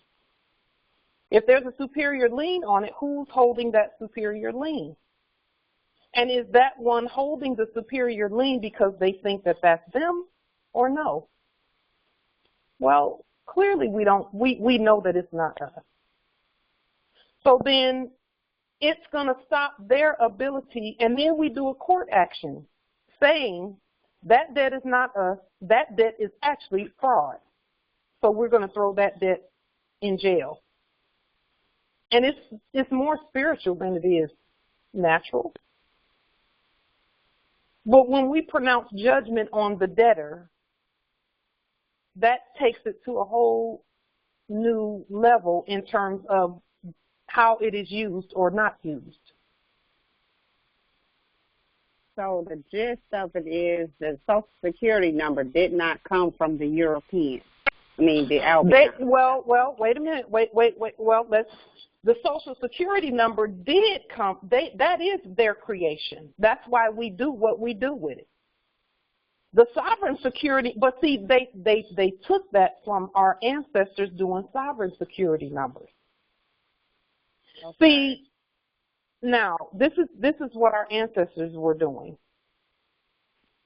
Those numbers that are the sovereign security number is a creditor number. not a debtor number. So it's not enumerating us for direct taxes and capitalizing like the Constitution mentioned. It's not assigning a debtor number. It's this. Each one of us is a whole gross domestic economy by ourselves. Each one of us has more resources within ourselves than the whole United States Corporation Company and all of its agents, principals, heirs, and assigns. Just one of us more. And so that number was a number that we used to say, oh, this is Empress Portia's territory, and this is her commerce. Oh, she's a creditor, so there's no debt associated with her commerce. So we use this number to identify her commerce. Your commerce, not you, your commerce. So you're still not enumerated. But because we have endless resources on our land as the creditors, then the heir that claims that company, or, you know, like we're doing with the Al-Moroccan American Exchange, the heir that claims that resource and begins to use that resource freely can put their number on their products, and everyone will know where it came from. They'll know what part of the land it came from and all of that, because they'll know where Empress Portia is. They know that that's her company, her jewelry company, her sea salt company, or whatever it is. Okay. They will know exactly. Go ahead. I did read a little about the Social Security number, and you know, I saw that it said, was it since 2011 they stopped using a geographical area, and they're just going to randomly start giving out numbers.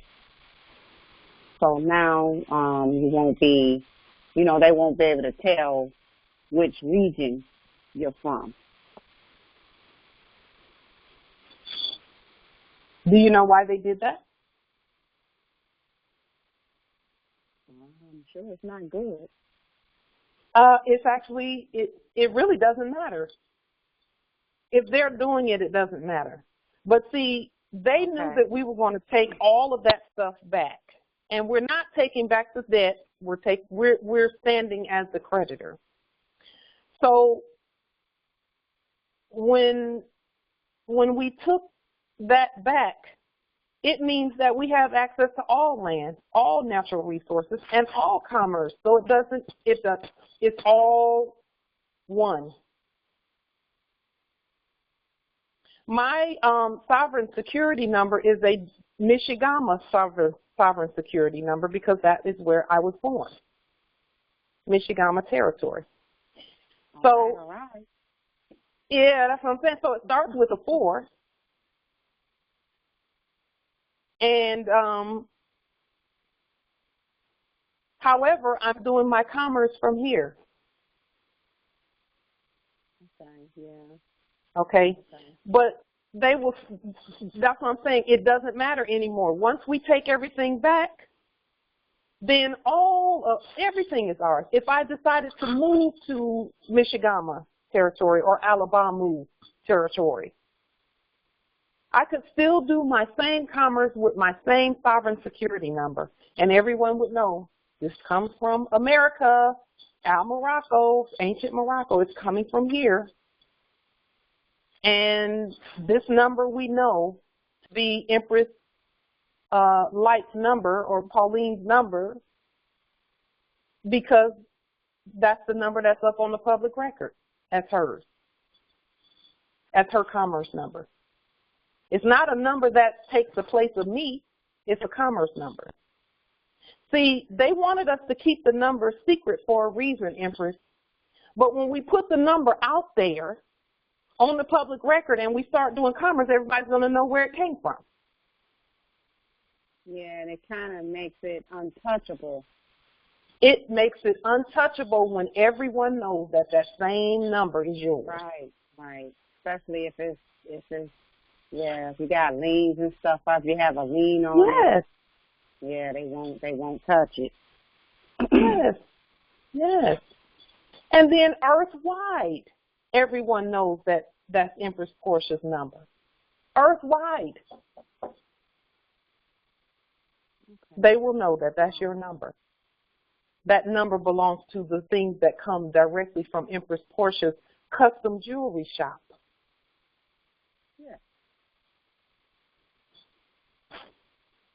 You know how, and so our ancestors thought of everything. They didn't miss a beat, and they knew, and the hybrids knew that it didn't matter where the number came from. If it comes from North America, if it comes from Al-Morocc, ancient Morocco, that the whole earth will know that that's the ancient Morocco number, and that the commerce comes, that commerce comes from a specific Moor. Okay. All right. And that's the number that we would put on our invoices when we send invoices to one another if we chose to do it that way. Okay. Because I was trying to figure out how could we change, but we are sovereign, but I still wondered how you should. We take the number and do what we do with it, but I'm getting a better understanding of it now. Mm-hmm. But I'm still going to do I love that you do that research, Empress. I love that you ask those questions. I love it. And that you ask the questions that if people have to do their research and know the answer. I love it. That's the kind of research I'm doing. I just want to make sure everything is right. That's it. Yes, Islam. That's why they wanted us to keep it a secret, so that no one would know which heir it was that they were hypothecating. And they knew they wanted to make it so that we had to fight our way all the way back up to everybody knowing who the heirs are. Why is it that everyone knows who Queen Khalifa is, or Empress Khalifa? And when we say Empress Khalifa, we mean the empress that was governing that whole western part of Northwest Nexum back in ancient times. Because she did a particular type of commerce on the land, and everyone knew it was hers because it had her number. The same way that everyone knows. For example, if I was an artist and I was doing painting, I could put my number on there and my right red thumbprint and what number of painting that was. If it's the first one that I did in a series, then I would put 420-194701-001. Well, they know that that's Pauline painting. That's her real painting. It's an original done by her, and this one is the first one she painted. See, that's how exquisite all that we do is going to be. Each thing is going to be unique. Just like a painting of that our ancestor Picasso did, or Michelangelo, or Leonardo da Vinci. All of the originals with those names are us. And their original paintings have their signature in the lower right-hand corner in red, in all lowercase letters, with a right red thumbprint on it. And a number. If they painted that painting more than one time, they would put what number it is in the series, and then sell it. And everyone would have an original Monet, or an original Picasso, or an original Michelangelo, or an original Empress Portia. That's how you know how valuable it is. Islam. Yeah. That's how you know how valuable the things that we do are. Unique and valuable, and no one can duplicate what we do. No one can. You can't duplicate a right red thumbprint, an original right red thumbprint. No, you can't. So they just used it in black. They blackened it for their purposes and put minus signs everywhere and capital letters, which is all debt, and black ink. It's all debt. So in conclusion for today with this particular, topic here about all of the things we have to do, all of these things right here, don't let that bother you, because we're already doing it. We're doing erudition teaching and learning 24/7. So that's our school right there. But we do have curriculum for the heirs. We have erudition curriculum for the heirs. A set of 3 digits called the area number. There's some information in the chat we might want to get. There's a link here. Please pay attention to this link, heirs, so that you can get this link. I'm going to have to look this up because I've not seen this before. This is important. It says in the chat, and see, this is why I love these meetings, these erudition meetings, because we get some things that we never even, we get to share some things.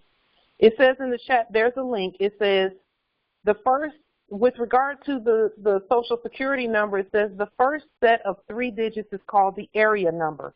I get that because everyone in my, that came from the same Stargate that I came from, all of our sovereign security numbers, the first 3 numbers are the same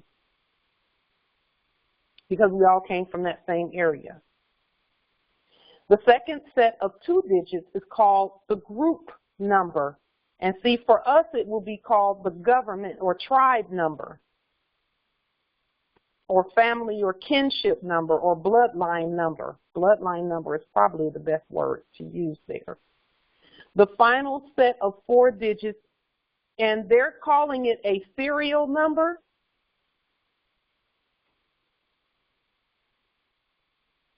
It's going to tell you how many in the set of heirs where you fall. Not fall, but where you are in the set of heirs. How many? Ooh, that might tell you how many heirs there are. So like if your last 4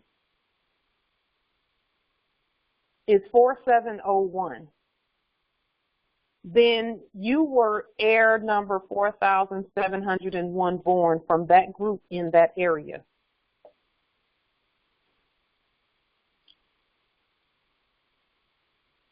You see? That's where it came from. And then Justice Yezerel says, research Edward Mandell House, Woodrow Wilson's political architect. That's good. I'm gonna put that to the side too so I can look at it.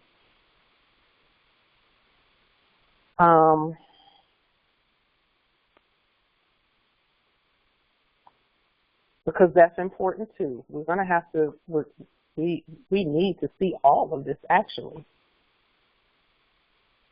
Let's see.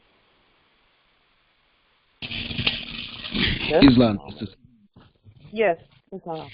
Yeah, that guy Edward Mandell House. I didn't know if the sister was who was asking a question about the Social Security number. I didn't know if she was on the phone or on the computer.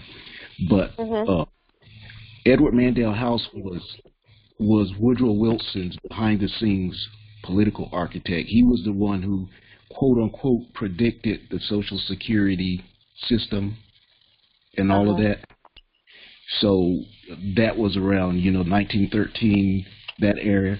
That was, and if you remember, what Woodrow Wilson did was a counter to what Noble Drew Ali was doing. Okay. And so that's how they used the straw man, and they added the Social Security number. But he was involved in all of that. See, all they did was look at the records. They didn't come up with that. They just looked at the records and mimicked it and put it in a debtor status. Exactly. Exactly. There's nothing new under the sun. They have not had a single original thought in their lives. Let's just know that. None. They got everything from our ancestors. That's why, you know, we hesitate to demonize things. We just put it in its proper place. If it's in subject status or it's a debtor, it has a place that's not the same place as us. What they did was they took original ideas that many of which had noble foundations, and they corrupted them. Yes. See, even with the word corruption, capital letters is a corruption of the all lowercase. That's why they started out with one at first. One corruption, and because it would have been too obvious if they did it all caps at once. They started out with just one. And then, see, I'll say this too, because I meant to say this earlier, but this is the perfect time to bring it up. We have two eyes, okay, with regard to seeing the corruption. Because, see, the corruption is so subtle. But we're given a third eye also. That third eye is to see the corruption in the spirit realm before we see it in the natural. To see the corruption energetically so that you can look at what someone is doing, look at their energy with the third eye and see what they're doing, and you'll know whether what they're doing is corrupt or tainted even a little bit. You can tell by the energies. And that's why we say what we said about when you get ready to do your affidavits, clear energies first. So that war energy won't come out on the page. Justice, Empress Portia, go ahead on now. That's some stuff. She said that's called the photon light or the aura, which is absolutely correct. And we would be projecting that onto the documents and projecting that onto our products. See, that's why our commerce is so superior to all others, because our ancestors know that when we get ready to do the commerce, that we're going to put the spells of blessing and happiness and peace and all of that, because we will have gone through so much that we've gone through the testing and still come out peaceful.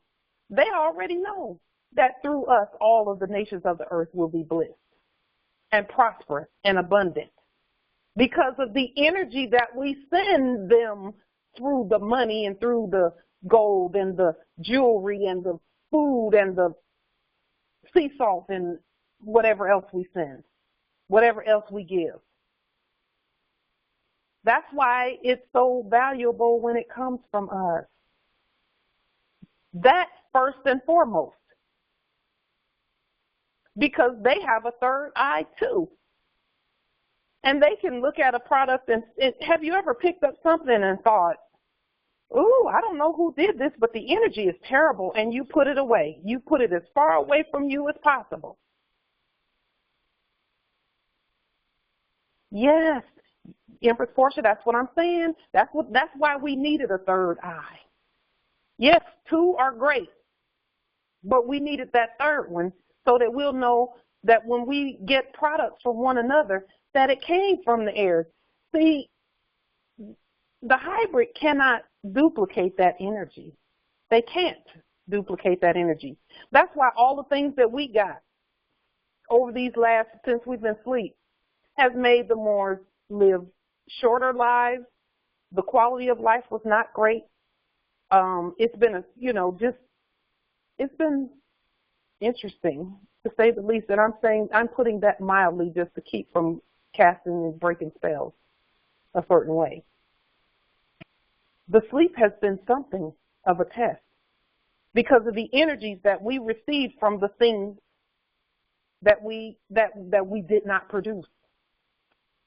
Now that we're able to produce, and actually we had to be able to see first in the spirit. That's what the Great Awakening is. We've been walking around with our eyes open. It looks like we're awake, but until that third eye comes open and we can see, then we can do commerce and know that Empress Portia or whoever is doing the commerce, and I'm just saying Empress Portia today because I started, I know she does great commerce. We'll know that when we receive a brooch or some Moorish jewelry from her, that she did it and she was in an awesome mood that day. We can feel it with the energies. And when she sent it, she blissed it before she sent it out the door. And as soon as we get it, we feel all of that awesome energy. I'm getting goosebumps just thinking about it. All of the awesome energy and care and thoughtfulness that she put into the jewelry as we wear it. The jewelry is emanating that energy as well. We are running around just being energetic beings in everything. All of our clothing, the things we say, the things we do, the energies, everything is energetic. And that's why our commerce is going to be so important, because it's actually going to help us rise even further spiritually. See, the sea salt that we do here, the sea salt that's not the real goal in sending the sea salt. The real goal is to send some awesome energy across the land. And then the receiver of that energy feels more powerful and more, bliss and prosperous and more resourceful in terms of their thinking, and their thinking is clearer and all of that. So we're putting all those spells into the things that we do. That to me is more important than the actual commerce and salt itself, is the spells that are put on it as we send it. Because we want the awakening to happen. Even the people who touch it on its way, the package on its way to where it's going, should feel something. They should feel, ooh, this package has great energy. I don't know what's in it, but it's got great energy. And then they pass it on, and the rest of their day is great, and great things happen to them throughout the day, and they keep thinking, it might have something to do with that package, because I felt something when I touched it. That's why back in the day, our turbans and things, those who produce the turbans and things and our materials, they would put their blessing and their energy and their handmade, customized, depending on who they were making it for. That's where the customization came in at. So if, for example, I was making turbans and I made turbans and I said, okay, Empress Patricia, I'm going to make a turban specifically for Empress Patricia. So then I look through my third eye and I say, Empress Patricia, she's, and I'll just use this as an example, she's a Leo, that's fiery, and they do, her birth chart says this and this, so let me put something in her turban in terms of the design and the stitching where our sacred geometry is concerned that represents her energy. So then when she puts it on, it's going to match her energy. And then when people see it, they're going to be like, boy, that's beautiful. And it matches your skin tone. That's what they used to say all the time. It matches your personality, or it matches this and it matches that. Well, when we make things and when we send things and when we put our gifts together for one another, that's what we put in it. Energies that match.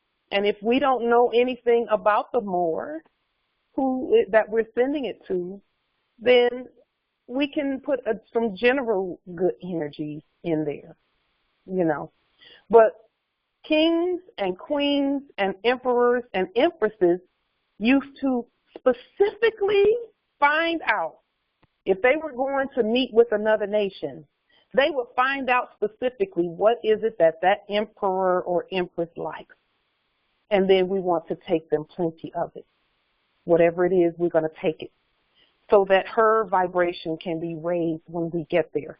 So that any time she sees us coming and we got these gifts coming, her energy is raised on seeing us. And then whatever we're coming to see her for, we accomplish it in harmony. Yes, harmonizing energy. That is the collective. That is all of us together. That's the difference between our commerce and any other commerce, is we're doing it with the spiritual things in mind, the third eye things in mind, and each other, and the uplifting of each other's energies and vibrations with lots of love in proportion, yes. Because when you're thinking about the more that you're sending something to, you're thinking great thoughts about them. And you're thinking, okay, I know she likes this or that. She's a Virgo. Let me look at the sign of Virgo and see what they like. And then look in our sacred geometry and see what it is that matches, what pattern matches that. And then put that pattern somewhere in the, product, even if it's just on the box. Put it in there somewhere. And when she sees it, she's going to feel the energy coming through, because that creates a vortex for the energies that we're sending to come through. That's why we use our own stamps on our mailings. Stamps and seals are a vortex for energy. Our government stamp, that's a vortex for energy. That's why we clear our energy before we put anything out there and stamp anybody's papers and all of that. So that when they hold those documents, they feel empowered. They feel powerful and clarity comes to them and they're able to demonstrate. That's actually what the documents are for. It's to create a vortex by which we can transfer sovereign clarity and energy and knowledge and information through the vortex, so that as the Moor studies the document, they get the information that they need. And then the ancestors do the rest. As long as our intentions are good, the ancestors will do the rest. One last thing that I'll say about intentions and vortexes and things like that. When I was in the POW camp, I could feel the energy of the Moors. They were sending the most powerful energy, and that energy was coming through in all of my demonstrations that I was doing while I was in there. And I already know that that's the reason these demonstrations went as well as they did, because the Moors were sending energy, and it created a vortex there. It's like when the sun is shining bright and everybody's feeling the warmth. But if you take a magnifying glass and you put it over a piece of paper and let the sun shine through there, it's going to target that sunshine to where it can penetrate anything. It was like that. The energies were sent, and they were coming straight through to the heart chakra and the crown chakra, and I was remembering things and everything, and I was feeling, and I was actually even feeling the love that we should be feeling when we're dealing with the subject, so that we're not angry with them. And that all came from the Moors. Sending love and energy and thoughts and all of that. I could go on all day about that, but I won't. But that's what we do for each other. And our commerce is going to do, and our own money is going to do the same thing. See, money is not really for what they told us it was for. It's energy too. It's energy first. And if we want to clean up debt energy off of our land, we will use our own money, because our own money is creditors. Creditor, not debtor. So it's replacing all of that debt that we removed with the lien. So we'll be, over the next few days and weeks, we'll be putting all of that out there for you to see and for us to use, because it's important that we do it. Because we've done what we're supposed to do where the debt is concerned. Now we have to do what we need to do to put something in its place that's sovereign. And I'll tell you this, every sovereign document that leaves this domicile and this consulate Yes, with our intention, yes. The integrity of the intention is key. Everyone, I don't care if it goes by email or phone or wherever, however it goes, there's going to be blessing and prosperity and all types of spells that's just, you know, we're going to put all of that on it just so that whoever gets it is smiling. As soon as they get it, they start smiling. And they can feel the energy that's being put out there. And then that energy is going to go all over our land, just like fiat did. The energy is going to go all over our land, just like that. And it's going to be awesome because it's going to be credit going all over our land.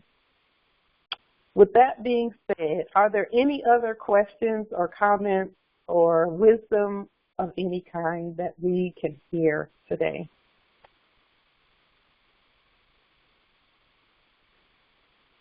Islam. With that being said, peace and grand rising to the sovereign original indigenous. Islam. Grand rising. Grand rising.